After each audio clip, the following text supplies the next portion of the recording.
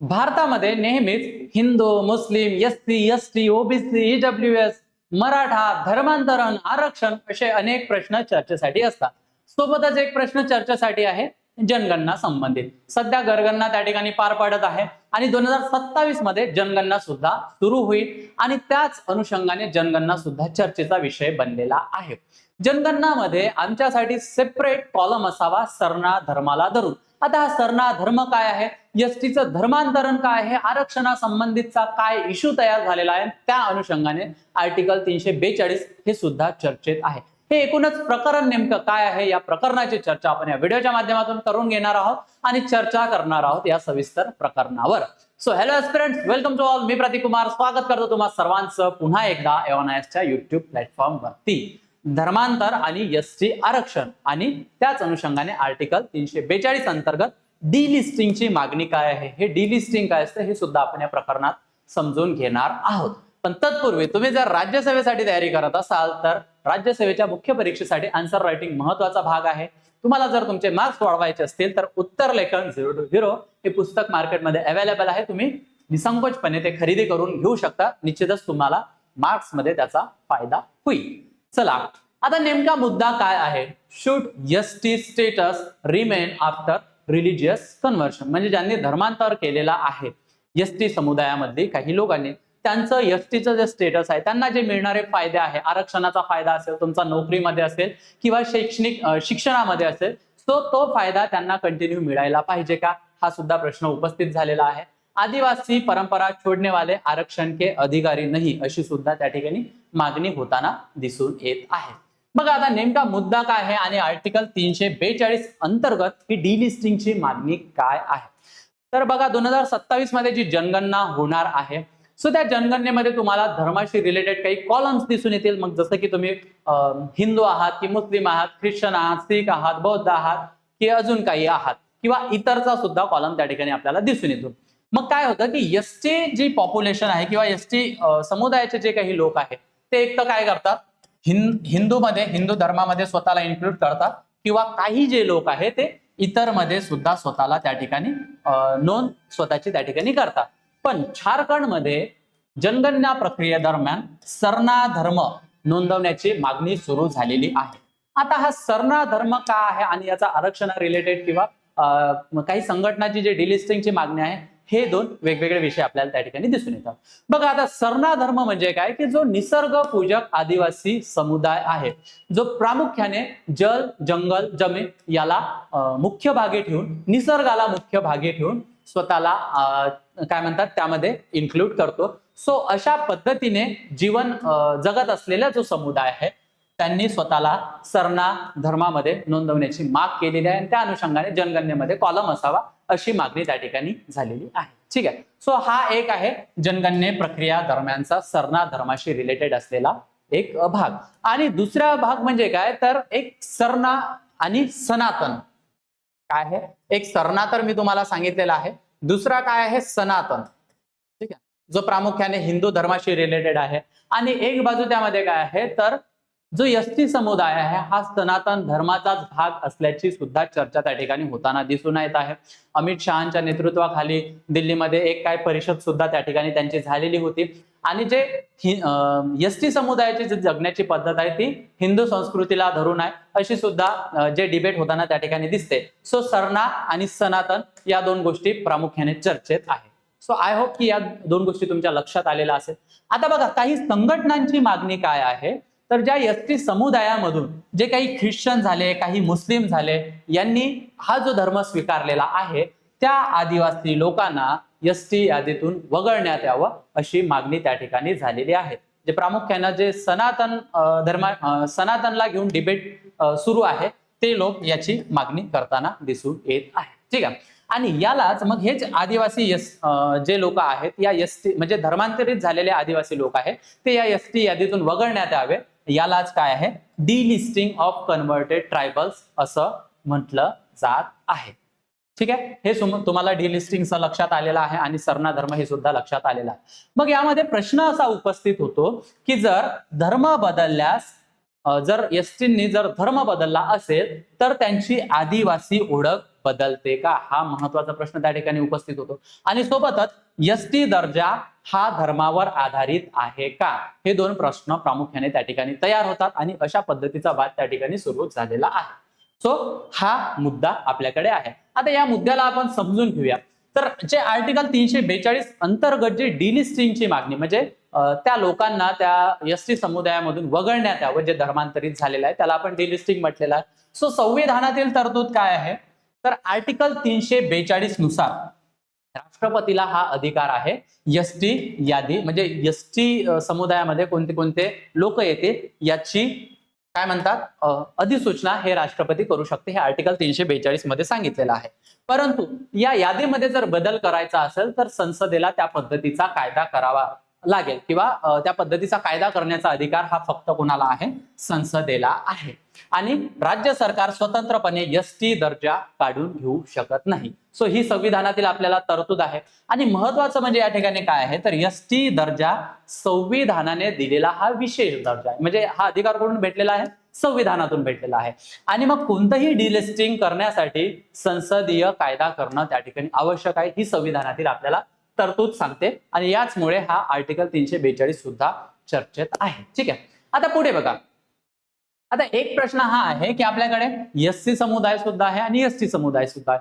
So SC समुदायाशी related कलम काय आहे, तर आर्टिकल 341 आणि एसटी साठी काय आहे, आर्टिकल 342.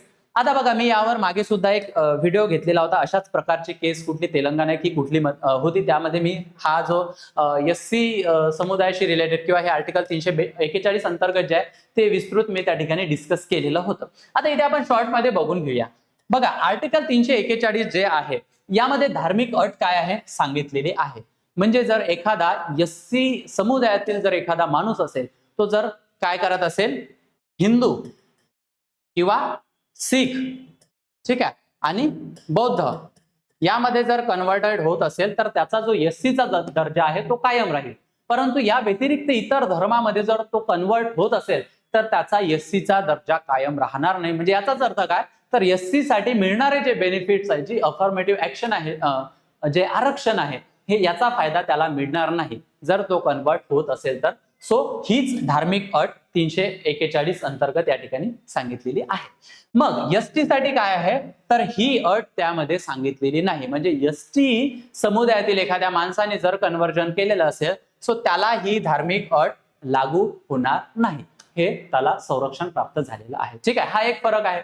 दुसरं काय की 1950चा जो प्रेसिडेन्शियल ऑर्डर आहे तो एससी समुदायासाठी लागू आहे. जे मी तुम्हाला सांगितलं की कुठल्या धर्मामध्ये तुम्ही धर्मांतर केलं तर तुमचे एससीचं जे बेनिफिट्स आहे ते मिळणार, पण अदर दॅन त्या 3 धर्मा व्यतिरिक्त जर तुम्ही धर्मांतर केलं तर ते लागू होणार नाही. आणि लागू होणार, आणि एसटी साठी हा जो प्रेसिडेन्शियल ऑर्डर आहे 1950चा तो एसटी साठी लागू होणार नाही.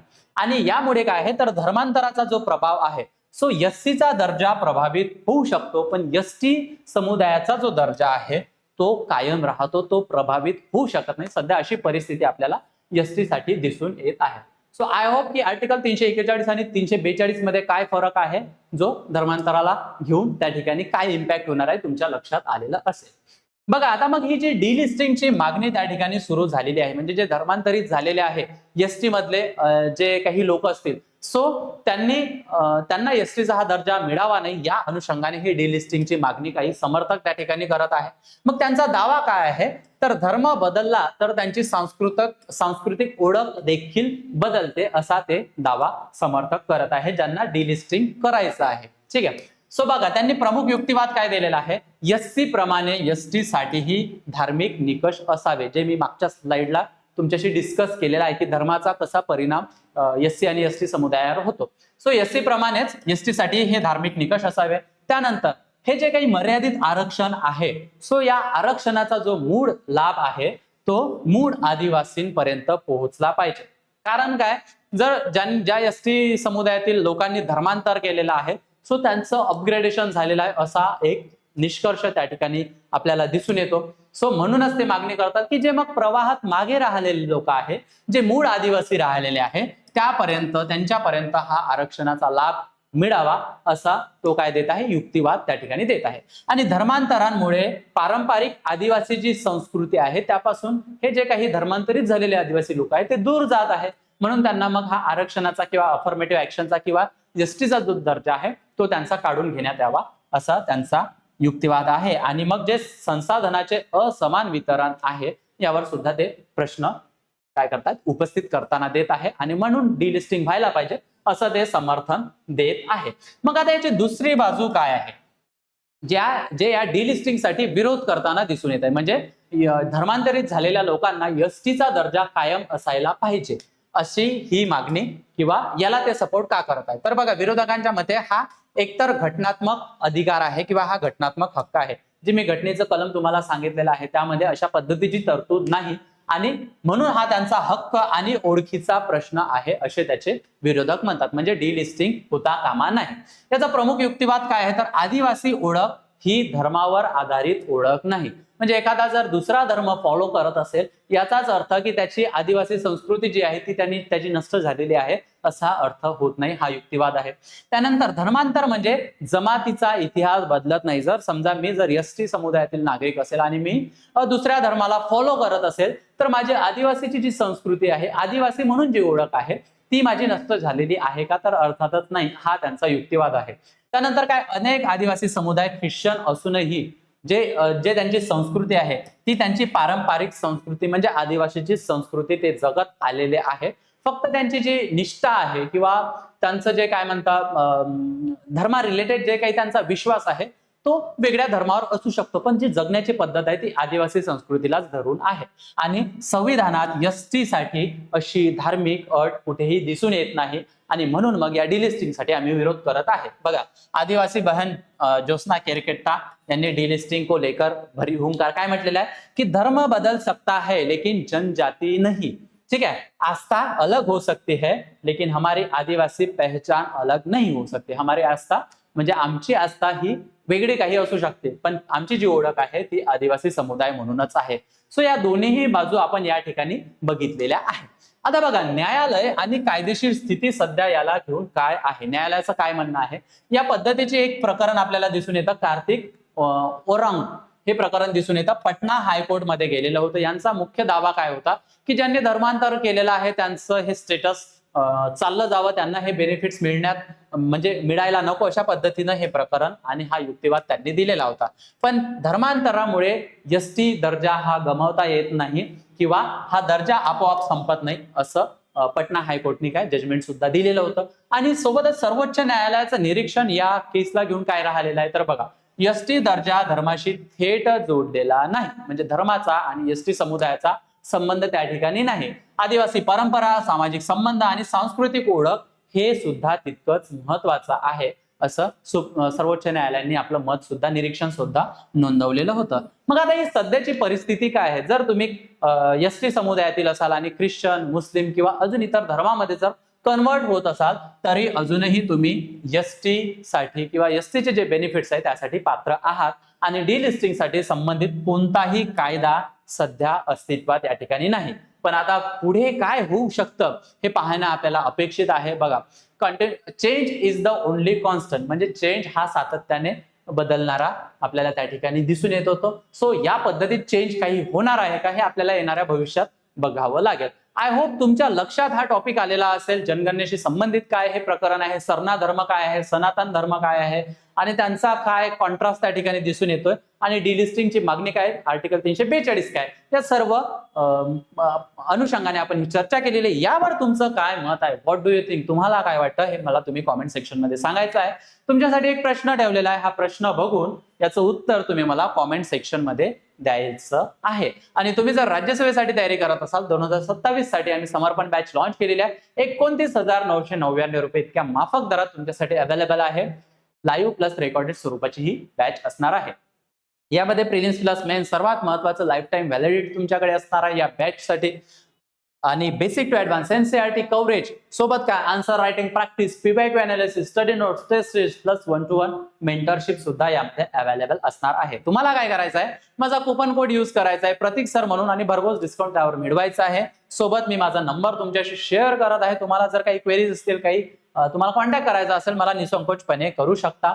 सोबतच एओनायसचं ऍप्लिकेशन डाउनलोड करायला विसरायचं नाही, ज्यामध्ये ऍप्स म्हणजे ऍप स्टोअर आणि गुगल प्ले स्टोअरला अवेलेबल आहे, ज्यामध्ये हा notes, state books, current affairs, mind map, syllabus, quiz, बऱ्याचशा गोष्टी इन्क्लूड आहे.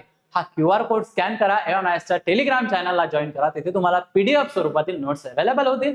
अधिक माहितीसाठी मी तुम्हाला ऑफिशियल नंबर आणि वेबसाईट देत आहे, तुम्ही तिथे व्हिजिट करू शकता, कॉन्टॅक्ट करू शकता. आय होप हा टॉपिक तुम्हाला आवडला असेल. कसा वाटला मला कॉमेंट सेक्शन मध्ये सांगा. सध्या इथेच थांबूया, पुन्हा भेटूया एका नवीन टॉपिक सोबत लवकरच. थँक्यू.